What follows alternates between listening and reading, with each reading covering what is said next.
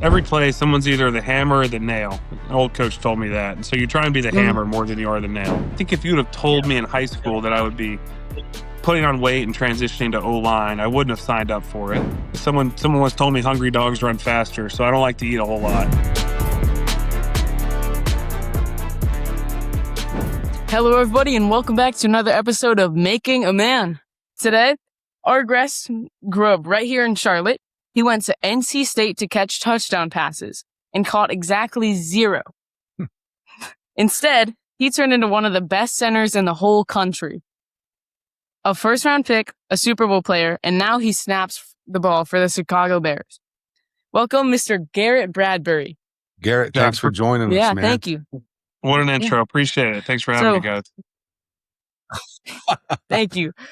So, you snap the ball and instantly, like a 300-pound dude is trying to flatten you. How are you, not terrified every play? I don't think I could do that ever. Yeah, every play, someone's either the hammer or the nail. An old coach told me that. And so you try and be the hammer more than you are the nail. But yeah, that's part of the job. That's part of what I signed up for. But it's a lot of fun. Yeah. Hey, Garrett, when you were young playing football, how old were you when you started? I didn't start until 7th grade, actually. I was kind of baseball and soccer, mainly baseball growing up, and changed schools to Charlotte Christian, and then football. Football kind of became everything a few years later. So were you fairly young when you're like, I'm pretty good at this. I think I got a shot to be something special and play in the NFL?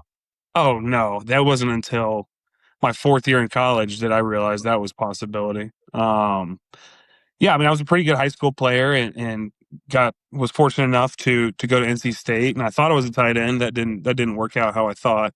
And it was kind of the sophomore, junior year of high school. I was like, I think football will give me the best career path, just college, not even thinking the pro level. And so kind of sophomore, junior year, I decided to go all in on football. But I still kept playing baseball. Yeah. Nice. Right. See, I recently just started up playing football. I don't have a position yet, but we're just doing conditioning. But hopefully I'm a strong safety. That's the position I want. Yeah, conditioning in the Charlotte Heat is no joke. No, it's been brutal. I walked up to practice and I heard, Axel, move it. I heard the coach yelling at him, and I was like, yeah, get him. He was doing bear crawls. I think everyone got yelled at that one. Yeah, no, I just happened to walk up and I heard, I don't think there's a lot of Axels on the team. I just heard, Axel, move it. We had to do the green mile. That was through that. That's for sure. Yeah. Yeah. Yeah. Hey, go ahead. You have your next question? Yeah. So, when you finally caught a pass in the NFL, it was a wild deflection. Did you celebrate like you scored a touchdown? Or how did you feel? Unfortunately, I think we were losing by 30 points during that game. It was in Lambeau Field, and it was 0 degrees at kickoff. So I think I just threw a first down celebration up there, and then it was next play. Yeah, there wasn't a tremendous amount to celebrate, but you caught the deflection. That's an interesting point. Not many centers started in college as going there to play tight end. Were you at some point where you're like, man, I'm gonna have to move into the middle of the offensive line, and you probably had to put on a bunch of weight and approach the game completely different. How did that make you feel? Were you disappointed, or were you excited about it? Take us through that. Yeah, I think if you would have told me in high school that I would be putting on weight and transitioning to O-line, I wouldn't have signed up for it. Like I said, I went in as a tight end and then had shoulder surgery and then moved to D-line for a few months. And then that was kind of by my choice. All right, I played D-line in high school. I just want to get on the field. I just want to play football. That's what I came here to do. And then entering my second year, first day of training camp, the head coach called me in and said, hey, I've kind of been asking you, but I'm telling you at this point, we're moving you to O-line. It's the best decision, one of the best decisions anyone's made for me. I don't think I saw the the future for myself that he did, and I had some really good coaches, and kind of just leaned on them, and just I was like, at the end of the day, I just want to play football, and O-line plays every play, so let's go. Mhm. Yeah, Yeah. it's a good answer. So, you're the only guy besides the quarterback who touches the ball every single play, and you make the line calls. So, how much of the offense is like running through your brain when you're at the line? Yeah, it's I'll tell you, there's a lot more in the quarterback's mind than mine.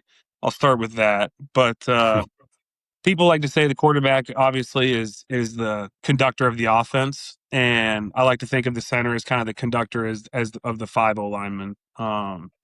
You kind of just get your 5 on the same page. Sometimes tight ends and blocking schemes, and sometimes you can help out in protection with the quarterback. But that is certainly a game within the game. I kind of look at it as like a puzzle each play, and that's probably one of my favorite parts of the position. Hmm? Yeah. Hey Garrett, you've had an unbelievable career already, and I look at you as so young still, like you're like still this young guy, and you've had your 6 years, I believe, in Minnesota, then a Super Bowl run in New England, and now you're with Chicago. And I think just in anyone's professional career, sometimes you get in a spot and then another opportunity opens up, and that you can either take that as, oh man, I thought I would spend my whole career in one spot, but something else happened. How do you deal with that? With that kind of, is it tough to cope with, or is it exciting? Talk us through that. Yeah, I think it's what you make of it. I think Yeah, change throughout my life, throughout my career, has always been a good thing. Good things have come from it.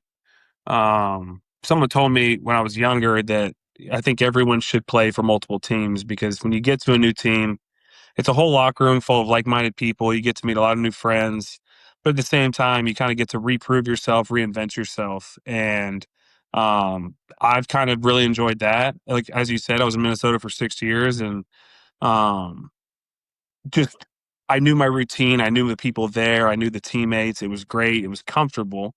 And then last year going to New England was very yeah, uncomfortable. But I think with that brought a lot of good things. That like I said, I got to meet some awesome people. We had a really good team, and I learned a lot, not only about yeah. myself, but it just going.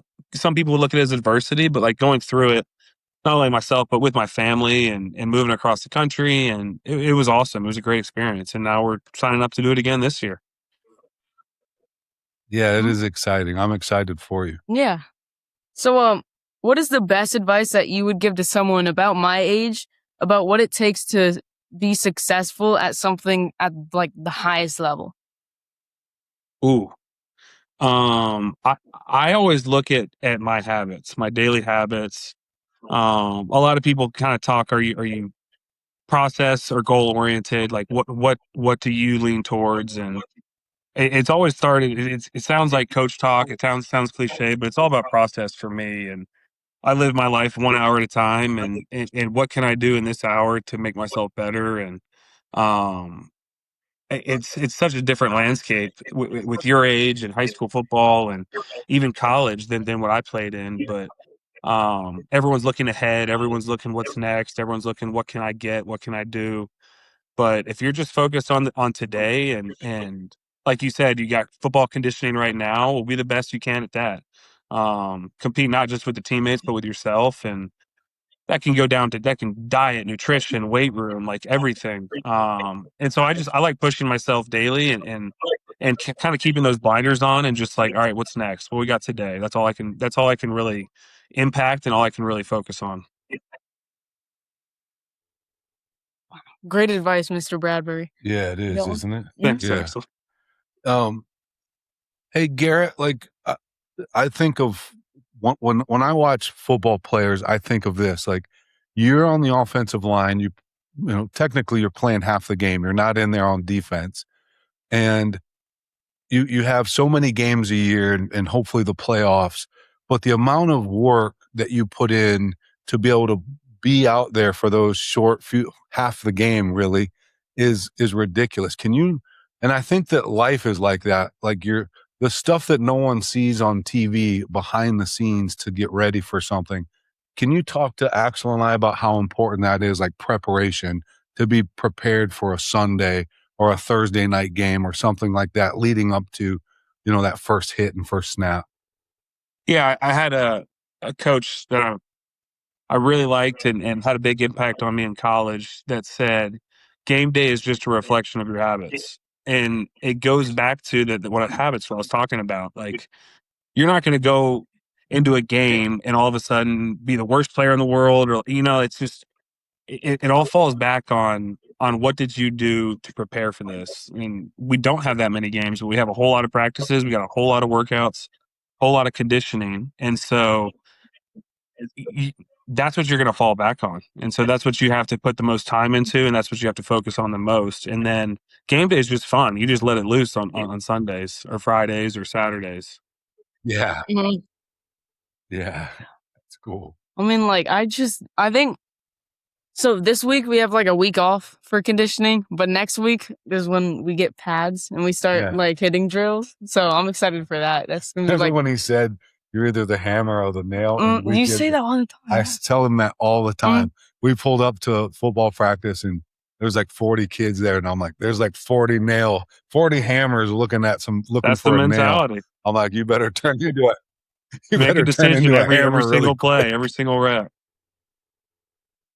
Yeah. I always told you that too. I'm like, you're Yeah. either going to get hit or you hit. Like, if you try to absorb it, that's when it's going to hurt the most probably. Yeah. Oh yeah. So, Oh yeah. what do you think is? What would you say? What would you say is the loudest stadium you've ever played in? And like, I've always wondered this. Whenever I'm at like an NBA game, NFL game, even when I'm just watching it on TV, how do you communicate with your teammates when it's just so loud? Like, I can barely even talk to my dad or like anyone near me whenever I'm at a game. Oh yeah. It's I think New Orleans in 2019 was a playoff game. That was the loudest me or anyone in that locker room has ever witnessed. It was deafening. Obviously the dome helps. Obviously Who Dat Nation, the Saints, they were rolling. We did win that game, which was pretty sweet. Um And then how do you communicate? You're literally I'm in the left guard's ear screaming as loud as I can. Then I got to get to the right guard, and then he's got to echo that to the tackles. It's you're certainly hoarse at the end of some of those games, and you have no voice. But and then hopefully through repetition, through experience, through knowing the guys next to you, you can kind of communicate. It doesn't have to be all verbal. And so yeah, it's a combination of you just got to make it happen, whatever it takes. Mhm. Hey, Garrett, you won an award at NC State for a vital contribution in an unsung role. And I think that is pretty awesome. I know it might not be your biggest accomplishment, but I think that is so cool. I wanted to ask you what you're proud of that no fan will ever see on a highlight. And it's stuff like that, I think, but I want to hear it from you. Yeah, I think the nature of O-line, it kind of sums up the unsung hero type. I mean, we get absolutely zero credit for anything, and we get all the blame when things go wrong. Um, and so and as I said, I think the center is the conductor of the offense, and I think something I pride myself in is getting all five guys on the same page. I like to create a culture in the room. I like to have a lot of fun with the guys I'm playing with because, like I said, we're all in this together. Like all five of us, listen, we're gonna get either no glory or all the blame, and so let's do it together and let's have kind of fun in the misery of it. Sometimes, like, listen, like our job is not pretty. Like Yeah. it's not fun having to stuff your face with food and then like go out and hit, like you said, block a bunch of 300-pound dudes across from you. It's not the most glamorous thing, but it's awesome. No glory and all the blame. Yeah. That should be like a t-shirt. That's that's pretty good.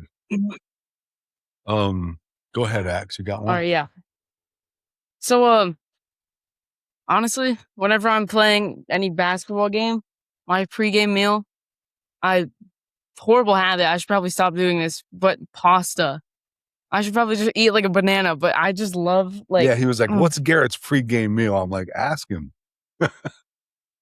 I wish I had a better answer. You know, usually we play if it's a 1 o'clock game, I don't have a huge appetite on game day. I should, but I just call it butterfly, call it nerves, whatever. It's just someone once told me hungry dogs run faster, so I don't like to eat a whole lot.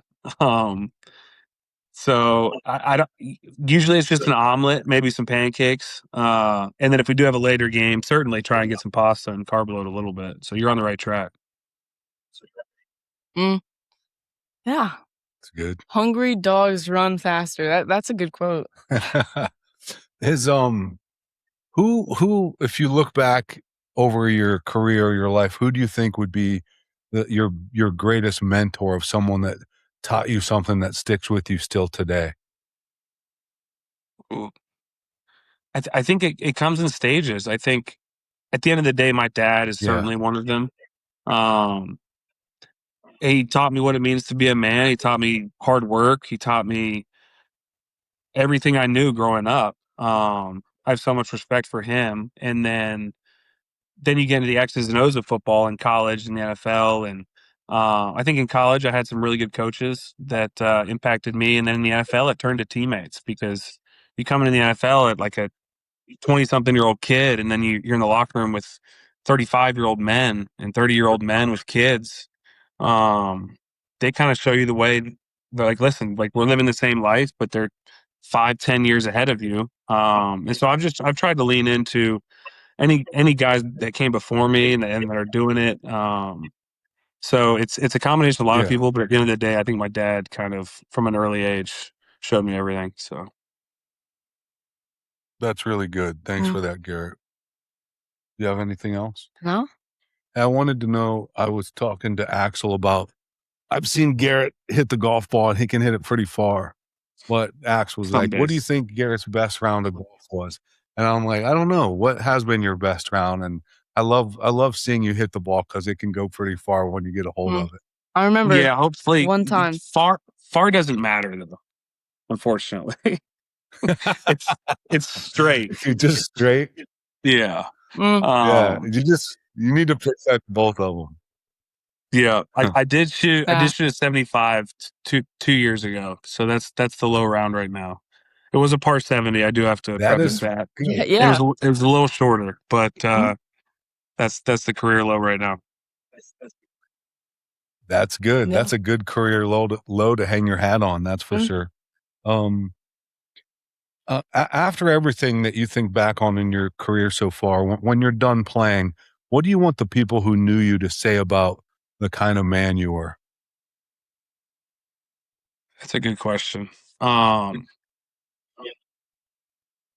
think it starts with faith and family. I want people to understand that I'm a follower of Jesus, and that I love my wife, I love my children, I love my family. And then I want people to talk about the way I worked and the way I came to work every day, that I left the O-line room that I was in, or the locker room I was in, a better place than when I found it. And that I try and be as consistent as possible. Like, I'm the same guy every day. I try not to get too high or not to get too low. So that was kind of long-winded, but kind of all of those things.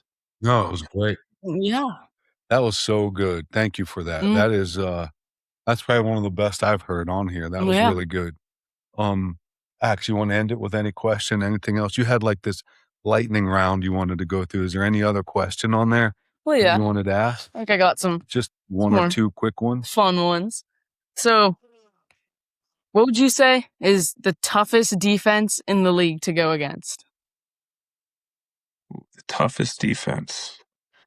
I look at more as who I'm blocking versus necessarily the player whole or defensive team. scheme. Yeah. So some of the best. I mean, linebackers, I'll have to go Fred Warner, Demario Davis are two that stick out. D-line, I think that Linval Joseph was a guy that was with the Vikings early in my career, and obviously there's big guys like Dexter Lawrence and Jeffrey Simmons that are great players. So yeah, there's handfuls and headaches all across the league. Handfuls and headaches. That's great. I think that's it. That's all I got. You got anything else? That's all I got. Garrett, this was great. I know we pulled you off from your day, and you Mm. took some time out to share some wisdom and advice with us, and I really appreciate that. So thank you so much. It means a lot. Absolutely. Thanks for having me on, guys.